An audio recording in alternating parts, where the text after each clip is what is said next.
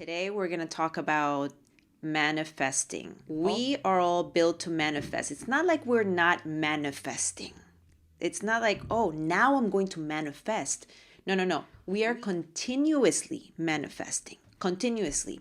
We are like projectors of reality. Everything we've got going on within our consciousness, everything. We project that information, materialize it into this physical reality we call life. Okay, so it's not ever a matter of I am manifesting or not, ever. That's not the thing.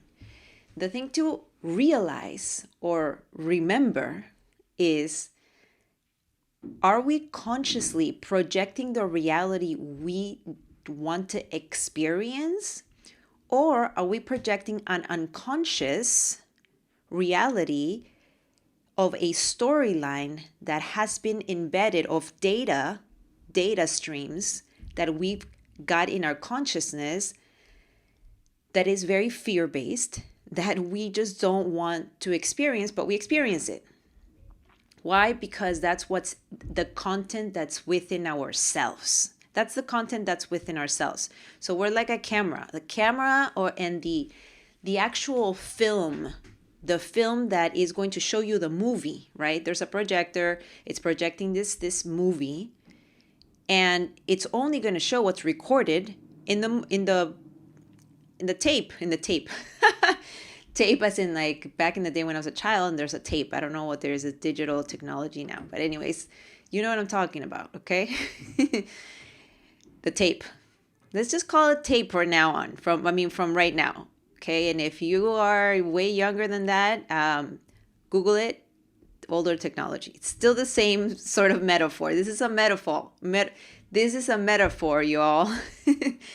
There's a lot of the things that I speak about, or that everybody, honestly, even the chakra system, that's a metaphor. Somebody's metaphor that they used they created a tool, and these are all tools that we all get to create in order to have more context and have a deeper understanding of the mechanics of reality and how to navigate through the reality. Also, how to really understand ourselves and how to heal ourselves, or even rather, healing is like a way of looking at it. I would say liberation, right? Liberate ourselves, free ourselves, evolve, expand, have more self-awareness of yourself and the world, right? So I wrote down a few things because I absolutely have to make sure that I say these, because I could totally get caught up in just speaking and I can go into tangents. That's very much like my intuitive flow just coming through, which is awesome. But here in this video and in this podcast and in this audio, whichever one you're listening to right now or watching, I gotta keep some structure here for you, okay? Because we're going to talk about specifically something. I want to talk about specifically in the new year. In the new year, we get all psyched. We're like, oof, new year, new me. New year, new me. Yeah. So what does that mean? New year, new me. It's not like the clock turned to 2023 or 2024, 2025, and bam, there's a new you. The new you just magically appeared in front of you. And it doesn't work like that. Okay, so new year, new me. Of course, that's a given. Yeah, I know, like if you want to lose weight, you got to do the working out and the nutrition and blah, blah, blah, blah. And that's not even the only thing when it comes to that, by the way, that actually helps to lose the weight. There's a bunch more stuff that's beyond that, what you actually can see, the tangible stuff. There's the untangible, there's the ethereal, there's the unseen, the unknown, that actually is the root of why the physical, visible stuff is happening. So we have to tackle all of it. So that's the first thing I want to say. The first thing I want to say is that there's your consciousness, that's who you are, you're a source player, that's who you are, consciousness. And you are playing this avatar whatever your physical personality character that you're playing. In my case, I'm playing Sylvie Solis, right? And Sylvie Solis has a physical body. Well, that's the physical avatar. So that's from this reality. Totally get that. So there's two components. Although it's a very symbiotic relationship, we have to work at both levels. We have to work on the avatar and we have to work at the consciousness level. First, before anything happens, you got to work on the consciousness level. And you can do this simultaneously, okay? You just get organized. But you have to be in the awareness that you have to work at both levels, consciousness and the avatar. So that's the first thing that you need to know about transformation. Manifestation has everything to do with transforming yourself. Alchemy. That's what true alchemy is all about. It's about completely shifting, like shape-shifting into a new vibrational frequency. A completely new way of what? Of being. Of being. That's what transformation is. It's a new, you means a new way of being. Everything stems from that beingness. So I wanted to break it down for you, what that actually means. How do you change your way of being, or what does it take to change your beingness? And this begins at the consciousness level. Consciousness meaning the core and the essence of who you truly are, which is a non-physical being. Thank you, sirens, for accentuating that. Because it's very important. So here comes the fire trucks, because it's fire. Yes, because fire. What's fire is a synonym, or it's a metaphor for transmutation, transformation. I mean, did I just project that into reality? I don't see how I couldn't. But anyways, so a lot of people are like, you change your environment, do different things, right? Yes, that's wonderful. Because you want to see that change right away. We want to see it, right? Like I'm doing something different and I'm also cleaning out my clutter and I can see it, and that plays a part, but it doesn't change the beingness. And every true transformation, like powerful radical transformation that actually gives you a result of being a new person, comes from the shift at the consciousness level. When people talk about changing your environment, I would say that the number one environment is your mind, is your consciousness. And consciousness has two ways of processing information. One is intuitive and the other one is intellectual. So you'll hear me talk about that till the cows come home at every single episode probably, because it is the core of all of my trainings and all of part of understanding the nature of reality, the mechanics of ourselves as consciousness and the avatar in the life experience, the human experience, as well as relationship mechanics. We've got to understand that. In order to understand that, we got to know ourselves at the core of our being, and beyond and within and without, and in every single hue and dimension of ourselves. If you want to call in shift, change in your life, if you want to call in a partner, if you want to embody more love, you want to call in love into your beingness, if you want to shift your life, create a new life for yourself, then this is the episode for you. Because this is very, very at the core of the fundamentals of the main thing. You could do many, many things. And they all will yield to something. But if you want to make a move that is radically powerful, that will give you and yield massive benefits into your vision of where you want to be, what you want to experience, what you want to call in, the love, the partner, the marriage, the parenting, the career, whichever department, okay? Whichever department, then you got to understand what it takes to shift at the core of your being, at the core of your being, at the consciousness level. It is essential. It is essential. So check this out. Check this out. Your current reality is a result of the choices that you've made in the past. Your current reality is a result of the choices that you've made in the past. The choices that you've made are based on the content, the data stream that you hold in your consciousness, that you store in consciousness, okay? So basically what you're doing, you are projecting that data stream into a reality that you experience. So your current reality, if you're not happy with it, if you don't like it, if there's some things that you don't like about it,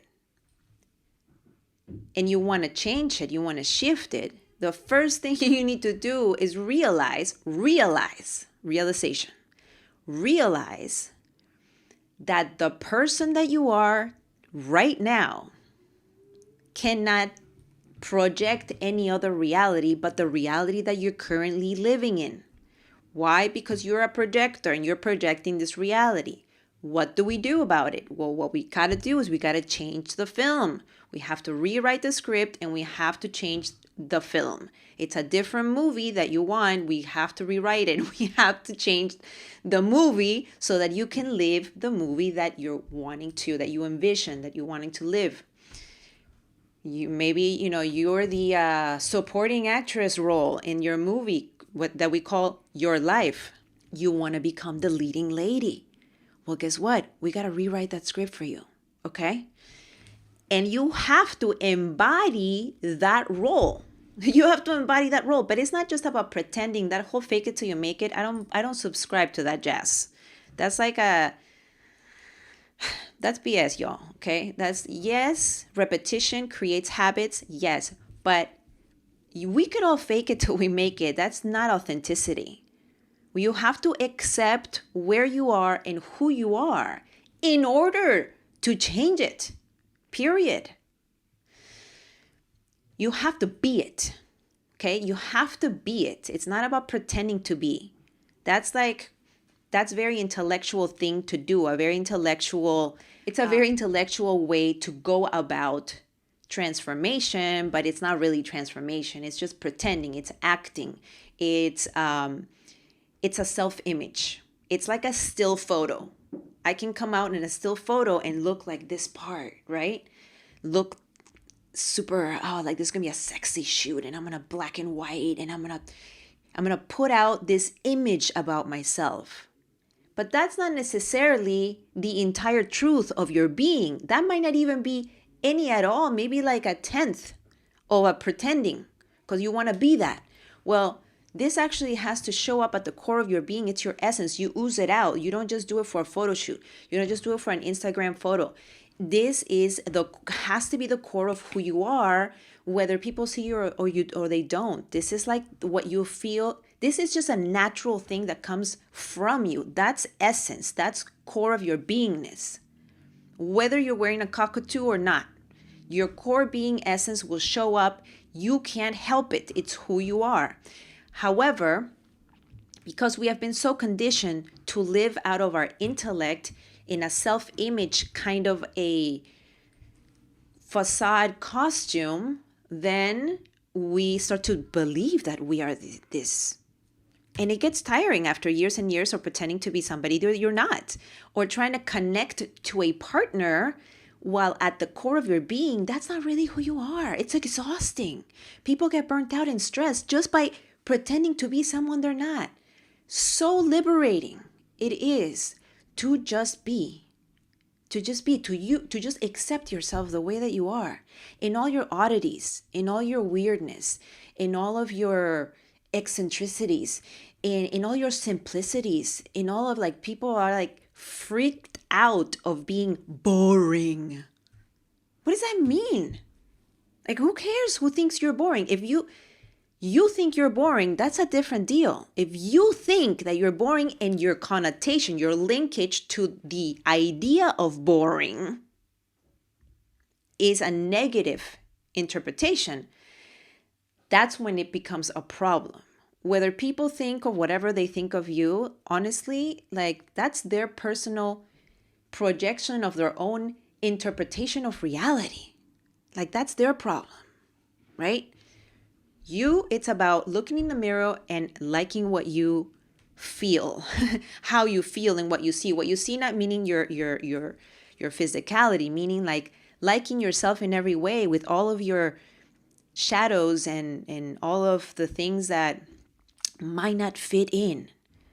I'm all about challenging the status quo. I'm a disruptor, y'all.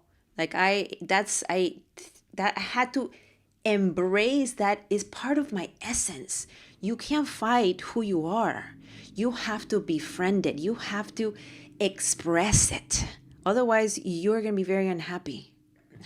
And part of that is getting rid of the fear of the judgment that you think people are going to have on you by being who you are. That all comes from an overdeveloped intellect, because the intellect is there to make judgments and to assess and to analyze. It's a very analytical process of processing information, which is incredibly useful and very powerful for certain things, but not to live out of all the time. This is why we develop intuition, and within intuition, where is the home of authenticity and vulnerability and emotions and fear, we get to shift, we get to work all those things out, and we get to navigate and operate life out of that state of being, which is where you want to be. And then you integrate both. That's another story. Okay, so transformation, I know people like want the shift, right? They want the different, they want to call in the partner, they want the awesome marriage, the awesome connection with their children, they want a different, like an awesome career, and everything, right? Everything. And so they're calling it in. They have the intention, they want to shift. What can I do to shift? I want to make more money, whatever it is. However, here's the biggest kicker. When that happens, it's like a domino effect. When you made a decision inside, that's it. I'm going 5.0 of myself. And you think that everything is going to be awesome because you are going to actually go for what you want. And you're actually going to live this vision that you have that feels so good. So you're excited. Guess what the first thing that happens is? All these really challenging obstacle courses and triggers and run-ins with people decide to appear out of nowhere. What? And then you don't feel good. You feel uncomfortable. You feel like this big discomfort. You feel super upset. All these negative emotions could start to come in. There could be breakdown. There could be like, why me? Victim mentality, all these things. This is part of the process. What you just called in, this is part of that process of getting to where you want to go. Why?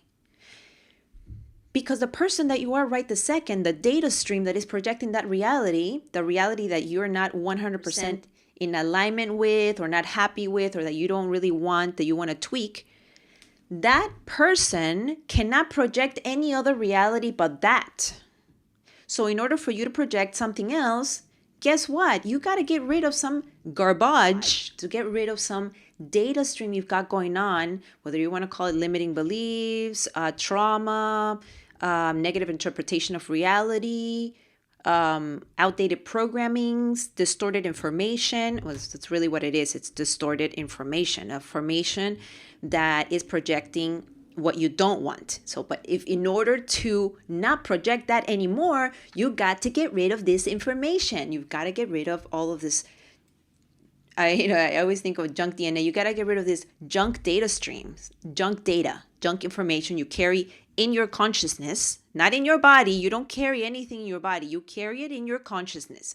It might reflect in your body. It's a projection of your consciousness. It's a reflection of your consciousness, but you're not carrying it as literal weight in your body. No, that's It doesn't work like that. But anyways, so all these events, all these triggers with people happen, or in life, or things get a little bit more challenging, so that you can sit with this challenge of all these other stuff that's coming up, all these feelings that, and remember that I always talk about emotions are messages. Like when you get really, even like all the negative emotions that come up, they are messages. You got to decode them. It is giving you an indication, some information about the fear that you carry, that you want to get rid of. It is sort of like the tip of the iceberg, and at the bottom is like this big fear. But at first, what you can see is the tip of the iceberg, and that's expressing itself through these emotions such as frustration, anger, annoyance. Even when it's really, really at the victimization to the max level, depression, and just having that victim attitude, like it's done to me. These people are doing this to me. This is happening. Nobody's helping me. All that is very much an ego-based expression. You know, the ego, it's all about me. The world revolves around me. And so this is an opportunity. This is an opportunity that comes as part of the process of transformation. You're going to have to get rid of all of the garbage, all of the obstacles, the blockages that you carry in your consciousness as data in order to get out of the way, empty your empty your trash in the hard drive, empty your trash so that you have more RAM and you have more space in your computer to be able to bring in actual software that actually is very useful for you at the moment. You know, sometimes you in your computer, you have a bunch of information and data that weighs down, slows down the computer. You don't even need that software, that information, or maybe a program is so outdated, doesn't even run or work in your computer, but it's using up all the space and it's slowing you down.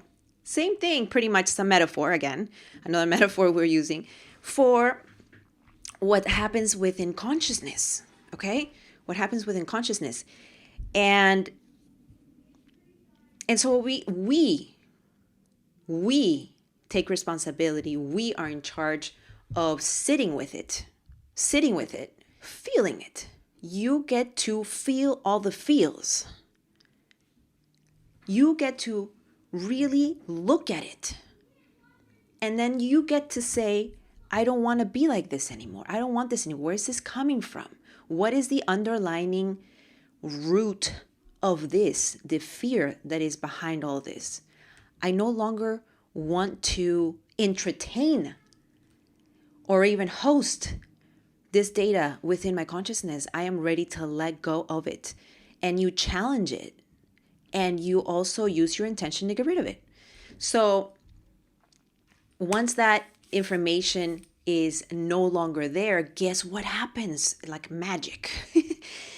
Your life starts to change. Why? Because it's not projecting that reality, because you are actually shifting at the consciousness level.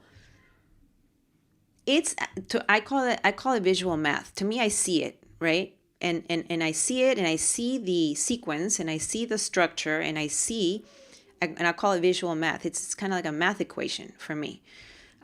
So like I already know the steps of what the whole thing is going to happen. And then then I, gotta organize the situation, then open myself up, receive leads from the universe, information to actually see it clear, get clarity.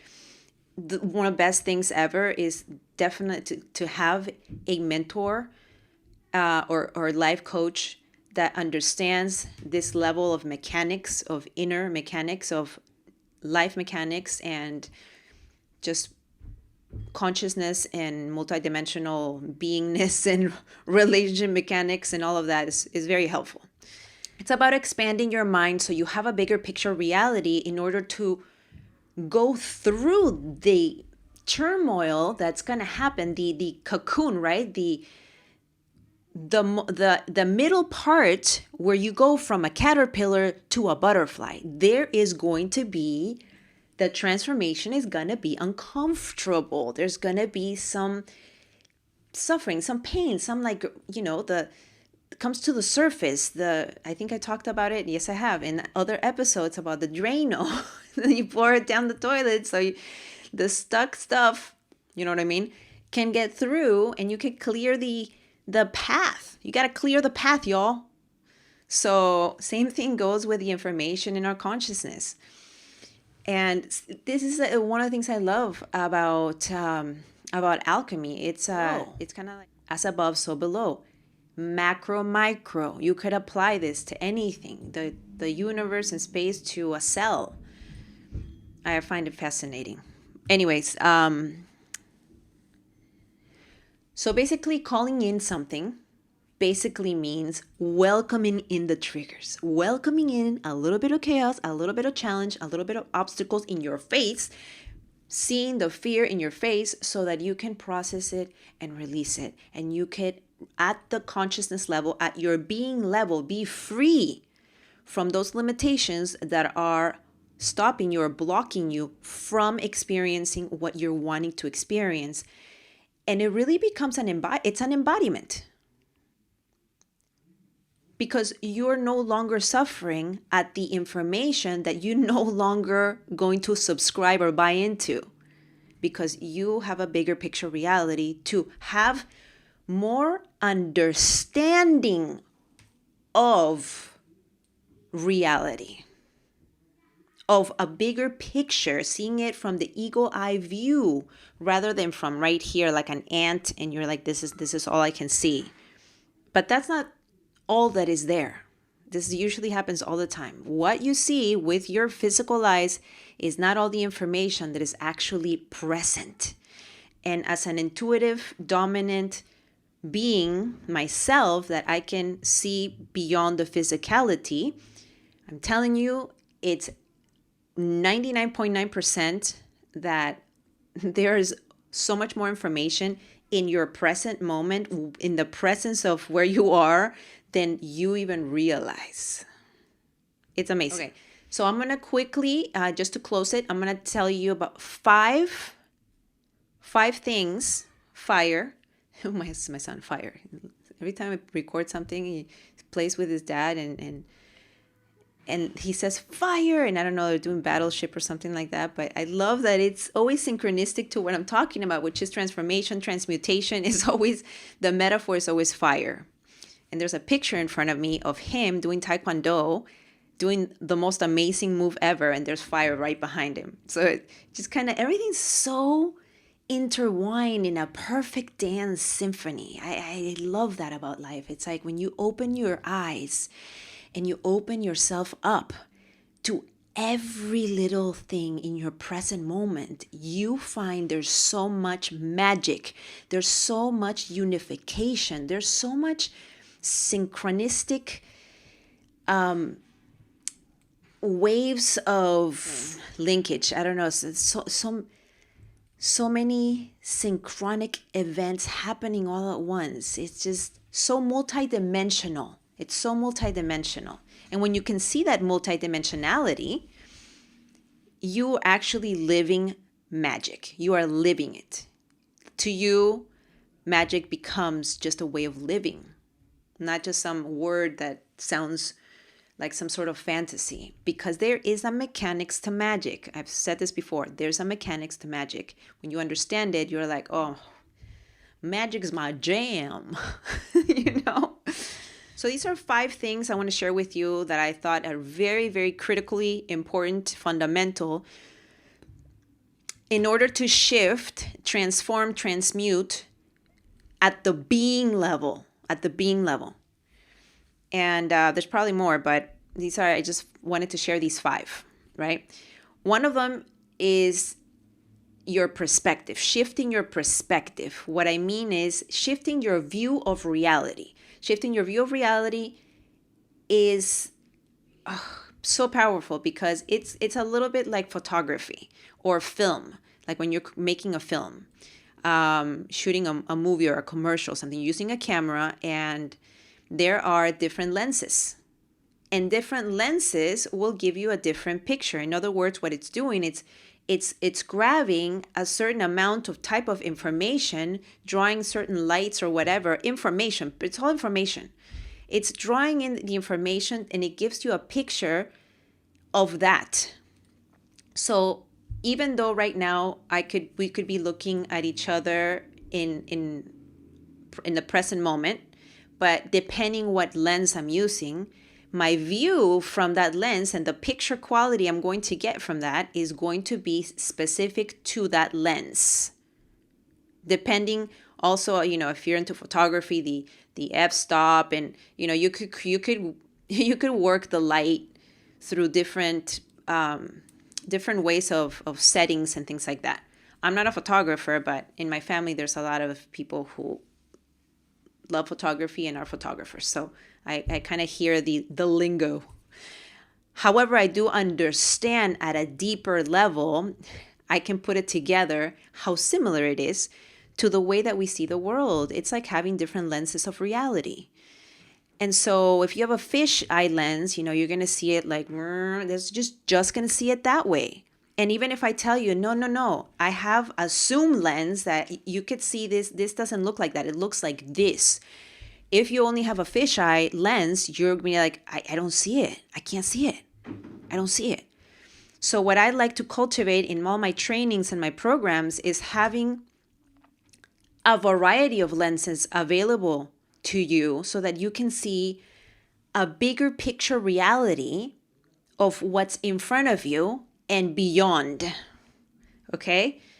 And you get to choose what lens, how you want to see it, what level, what depth, and you have more information in order to make a more positive interpretation of reality, which gives you and yields to more fulfillment, more happiness, more love, and more bliss, more joy, and a better world all around. Okay. It also gives you the resilience to be able to go through really challenging times like a phoenix, meaning like you're just owning it. Like you just got it. You know how to go through it. You are mastering it. That's what I mean. And so you know how to give it the interpretation in order to overcome, more efficient, more effective, in a way that it helps your growth, supports your growth and your expansion and your fulfillment and all the above level. Another one is the same, but for the self, your view of self. People have a really distorted view of themselves.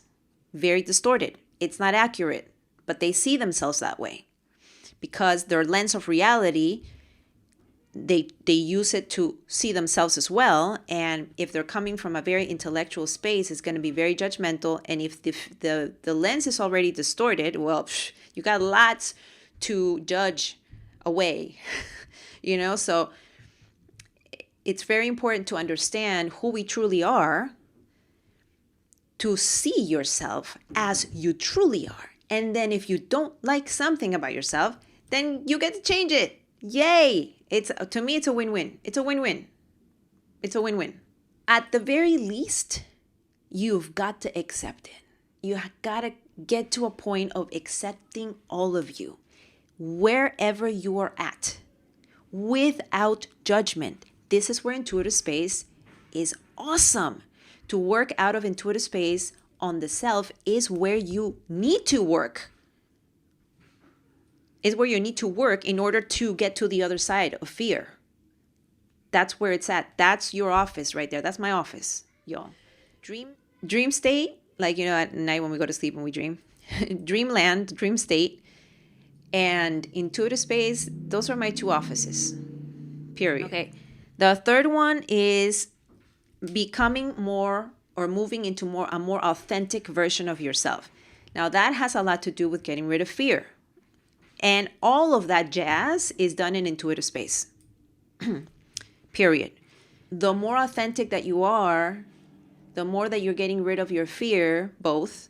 Two different things, but they kind of live in the same state of consciousness, or alternate state of consciousness, rather.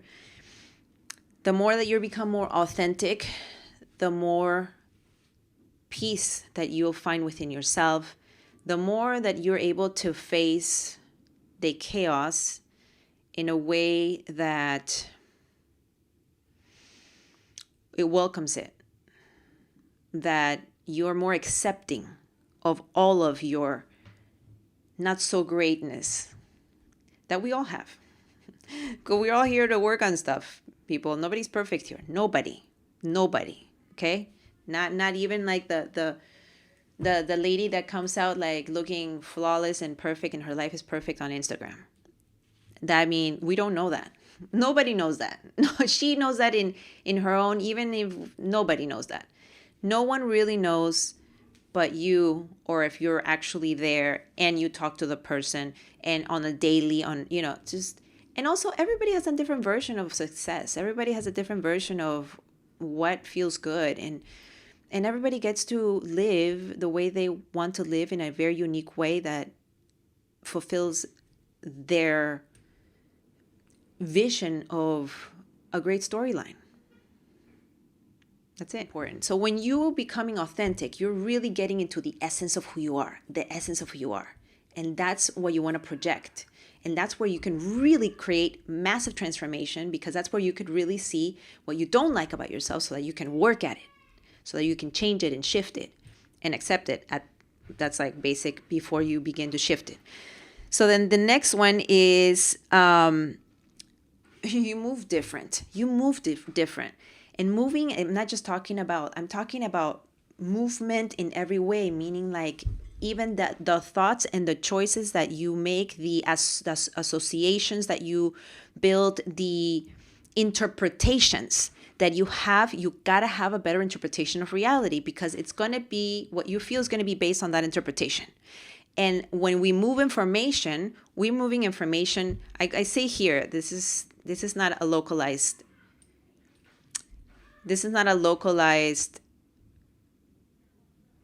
visual of where the mind is. It's just what we've habitually been conditioned to believe, but it's not. That's why it's such a habit that I just go like this. But what I'm saying is consciousness, which is everywhere. Okay, which is everywhere. All over you. What do I mean by moving different?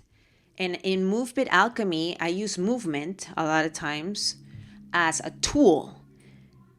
But what I'm actually doing with that as a tool, what I'm actually doing is moving information, which also allows me to move, meaning execute differently.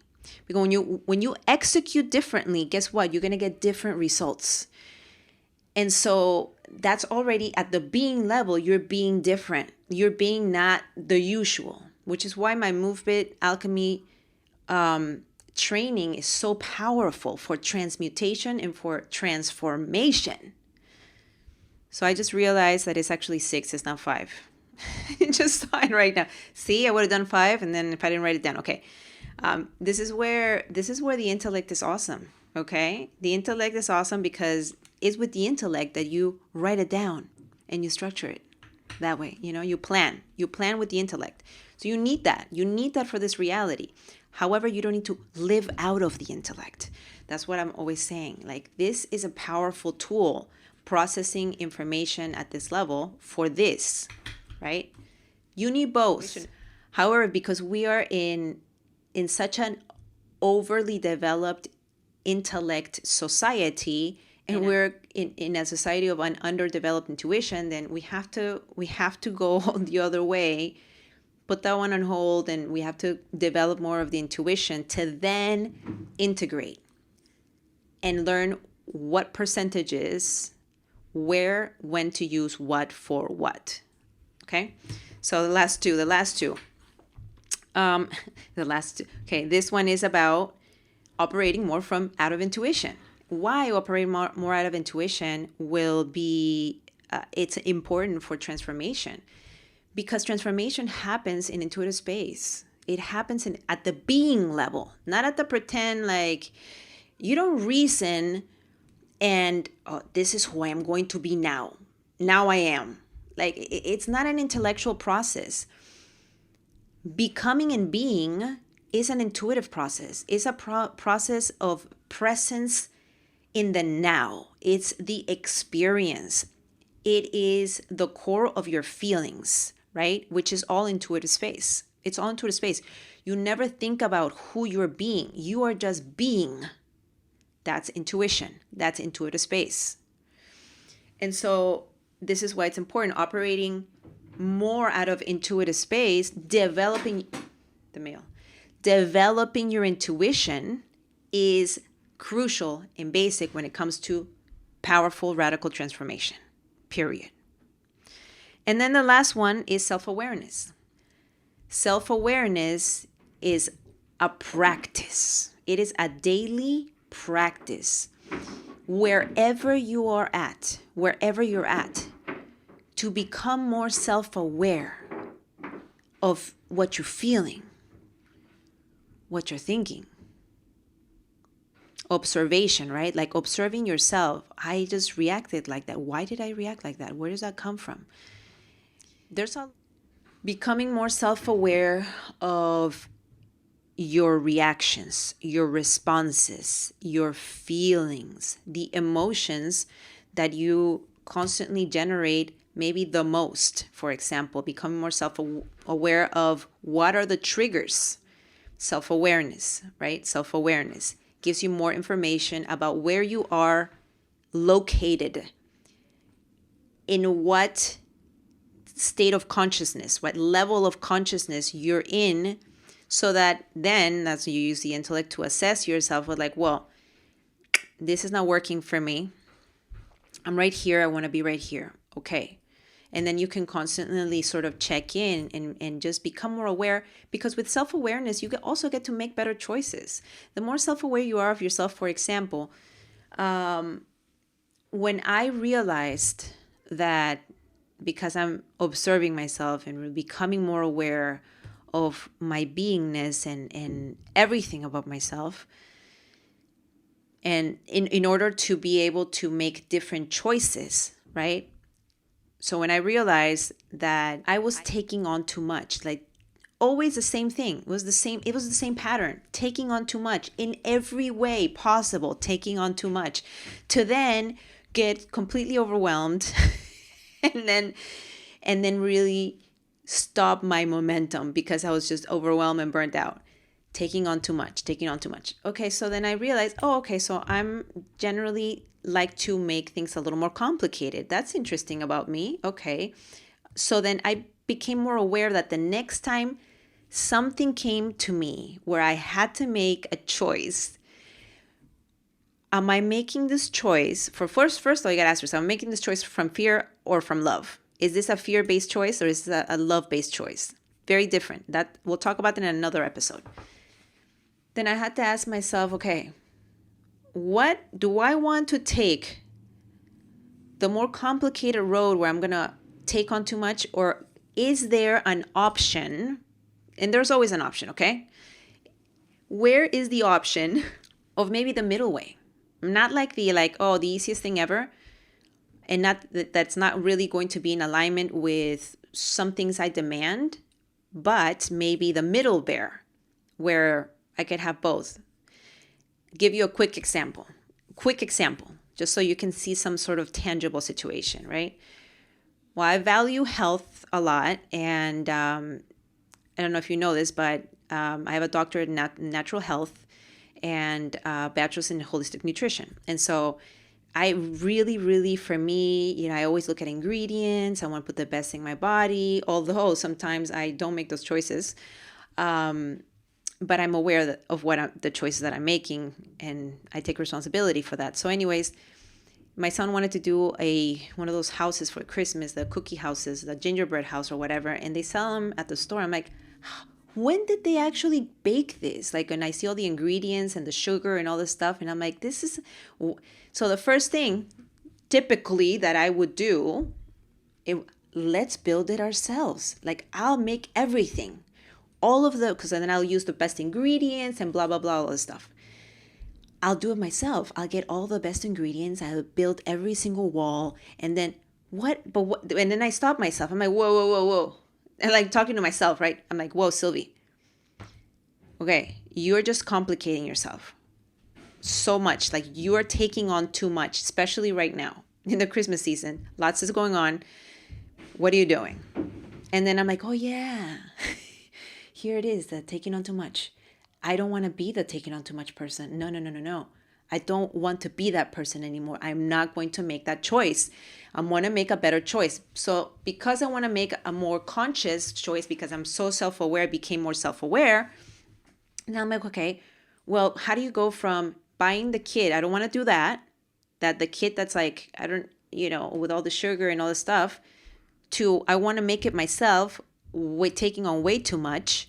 What's the middle bear there? Like how can I get to a place of, so then I researched online healthy, low sugar, gluten-free kits that are a little more conscious and green, all the stuff and healthy. Guess what? They exist. They exist. And I thought to myself, I'm going to flex on this. And this is good enough for now.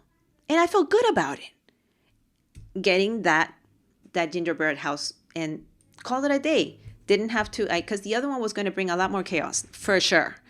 Taking on too much. I've already been down that road. I'm not going down that road again. Do you know what I'm saying? So that's an example, for example. That's an example, for example. I love it. Self-awareness. There's multiple ways of looking at self-awareness and how to become more self-aware. Maybe we'll do that in another episode.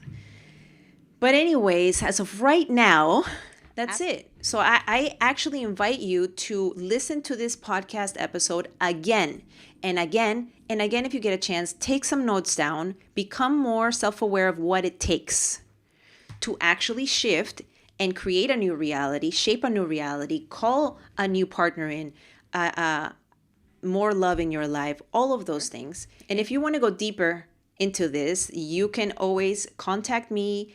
And I have a few ways you can work with me through my trainings, through my private mentorships or group mentorships. So there you have it. I'm wishing you a beautiful, amazing, transformative, expanding next level 2023. Sending so much love and clarity. And we'll talk next time.